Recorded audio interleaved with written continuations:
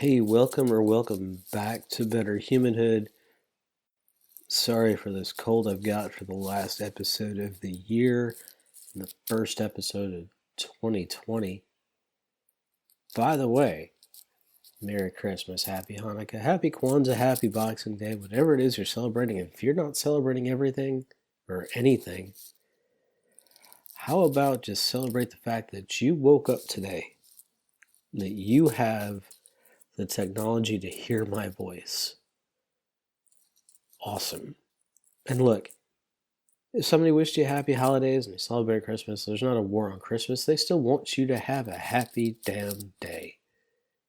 Enjoy it. And if you're like me and you don't celebrate Christmas and somebody wishes you a Merry Christmas, you know what? Have yourself a Merry December 25th. Because why not? People aren't looking to hurt you by saying these things. They're wishing you well for the day. We're brought to you by our friends over at Kettle and Fire. And for people like me who've got a cold, they got some good stuff. I got some hot beef broth over here that I poured out of a little box, put a little cayenne in it, heated it up in the microwave for 45 seconds, and man, it feels good going down. Yes, it does. Curing what ails me. Not promising it helps. I'm not a doctor. I don't pretend to play one on the internet. Yes, I stole that from Tim Ferriss. But here's the thing. If you want some great bone broth, some good soups, excellent soups, good. Excellent soups. They got everything you need. Go to kettleandfire.com. Use code BetterHumanhood at checkout for 10% off. It's KETTLEANDFIRE.com. Use code BetterHumanhood at checkout for 10% off. Now, let's go to the show.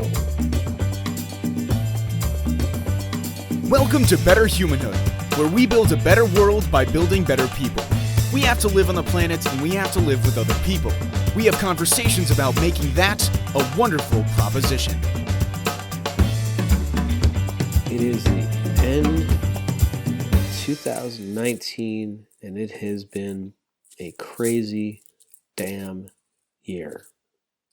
Just the other night on Christmas Eve, our daughter turned a year old. I spent most of the year with her.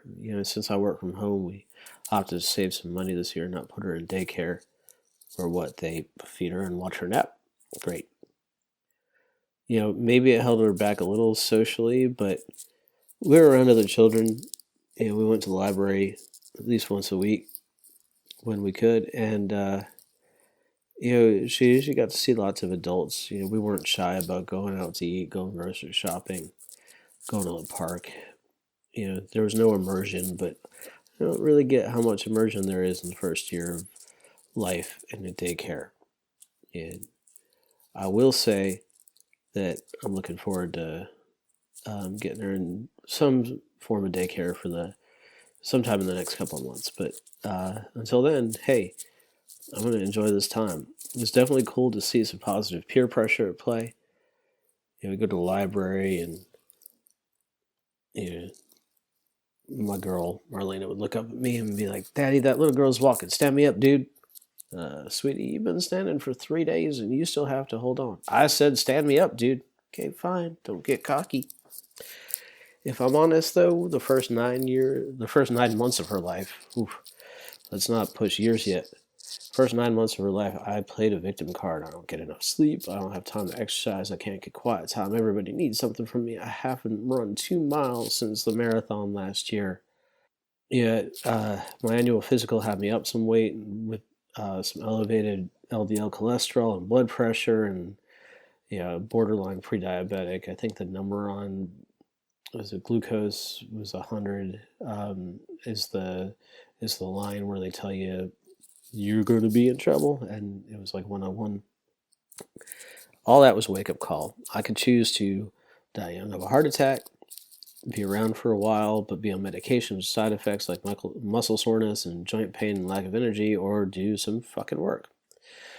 I fumbled around for a month after that, decided no more. I killed the last of my excuses, and I'm not where I want to be yet, but I'm on my way. on the right path, and I'll be focusing on my health for 2020. Next week, we'll talk a little bit more about that, even if it means getting up at 5 a.m. more often than I'd like. Read a big pile of books this year, not counting the little ones we read till a baby. There were still maybe 5 dozen or so. Here are some favorites from the year. Can't Hurt Me by David Goggins, which I did in audio. You're probably familiar with David Goggins if you're listening to this, but if not, here's a quick summary. He wants to be a Navy SEAL. Just to qualify, he lost 100 pounds in 3 months. Then he had to go through Hell Week 3 times after he wound up with broken bones the first 2 times. When he got out of the military, he started running ultramarathons, and he set a 24-hour pull-up record on his 2nd attempt. Most recently, he went to run the Moab 240. That would be a 240-mile race through the Moab desert. He went 7 miles off course and had to run those 7 miles back. And then at the 200-mile marker, so for him that was 214 miles in, because he had gone off course, he was carted off to the hospital with high-altitude edema. Race organizers wouldn't let him finish, which of course makes sense with that condition. But after the race was over, he went and ran those last 40 miles on his own, because that's who he is. Can't Hurt Me is his memoir of growing up with an abusive father and getting out of town with a mother whom his dad wouldn't marry, so there would be no financial obligation to her. Goggins had a ghostwriter on the book, and the audiobook version of it is read by the ghostwriter, but it's not a straight reading. After each section, the ghostwriter and Goggins have a conversation, so it's kind of like a podcast book in one. Go into more detail. And yeah, it's pretty cool hearing them go back and forth. Creativity, the Human Brain in the Age of Innovation by Elkhonon Goldberg. We talked a bunch about this book in our creativity series a few episodes back. Goldberg has put together the most comprehensive view to date of how creativity is handled in the brain. This stuff fascinates me, and while I don't know if it's truly possible to exercise certain pieces of the brain, and I mean the way you isolate your muscles in different parts of your body, you might be able to work out certain pieces of your brain. I don't know. It means that if we can understand which parts target creativity. Well, Goldberg comes at this from a very scientific standpoint. It's a fairly accessible book. Not exactly beach reading, but you don't need a degree in neurobiology to get it. Feck, Perfuction by James Victore. We outlined my highlights on this book a couple of weeks ago, so I won't go too deeply here, but understand that Victore had a vision for his life. He way surpassed it and then found himself lost because he didn't have a plan for success. Learn from that. He did. Here, read these two as a pair. Yuval Noah Harari's books Sapiens and Homo Deus. If you want a fresh perspective on where we've been and where we're going, that would be Sapiens is our history and Homo Deus is our future. Give these a read. Don't be fooled by the subtitles. They're a brief history. In both cases, there's nothing brief about these books. The Discipline Equals Freedom Field Manual by Jocko Willink. The audio on this one is a 2-parter available from Apple Music if you'd prefer that to the book. This is a regular listen for me while I'm out running or while I'm making excuses for not running. The manual is divided into the short, severable sections, so it can just be listened to on shuffle. I don't know if it's as effective in print, though he does outline the workouts. If you're familiar with Jocko's work, the reason I say that is because his voice makes you want to just go after it. You can go watch the video for Good on YouTube. Go to YouTube, search Jocko Good, and prepare to be devastated.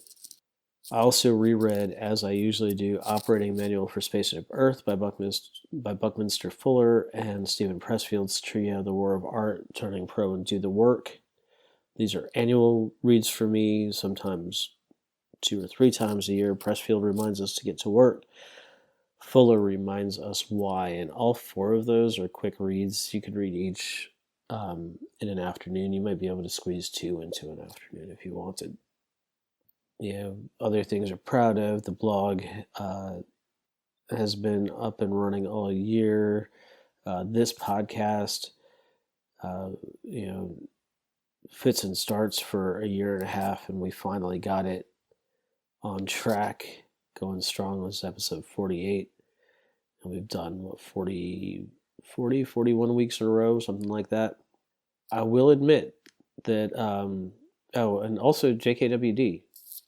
If you're not listening, go search JKWD podcast. It's one I do with Kelvin Ringgold, and it's good. We've been at it for more than 3 years, publishing every week. We haven't missed one. Don't envision missing one. And every now and then we have something pretty good to say, and we bring exciting people on sometimes too.